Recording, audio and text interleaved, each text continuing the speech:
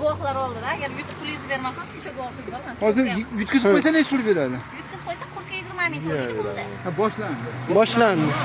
Va 2-3. Boshlandi. Minutga siz qaramasangiz yaxshiroq hayajonlanib, butun hayolingiz vaqtga ketadi. Undan ko'ra Ha, g'irromligi bo'lmaydi. doktor gapini uramiz. Ha, $50 tuzatadi. Yudirib yuboramiz qon-qonish bilan. Ikkala bo'ldimi? Bo'ldi, mana shu ukamiz. Sekunda merda g'irrom. Suv Qancha qoldi vaqt? Suv olmadinglar. Qancha qoldi?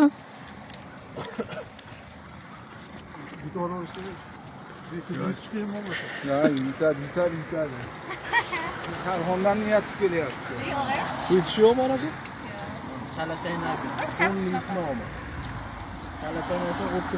Yumshoq narsa butun yutib olsangiz boshqa joyda o'zi yumshab ezilib hazm bo'lib ketadi.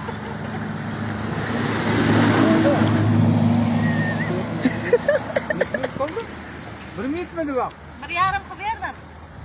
Bo'ldi. 1 minut bo'ldi. 1 minut Buni bo'ldi. shahrixonda atay kelgani uchun. Ha, yo'q, bu qiyin ekan. Ha. Bo'ldi. 1,5 vaqtingiz bor hali aka.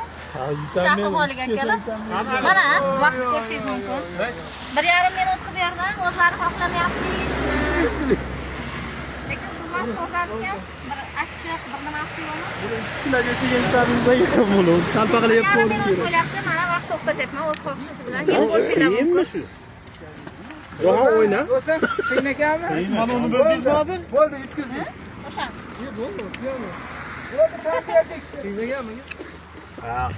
Sher qo'ydik.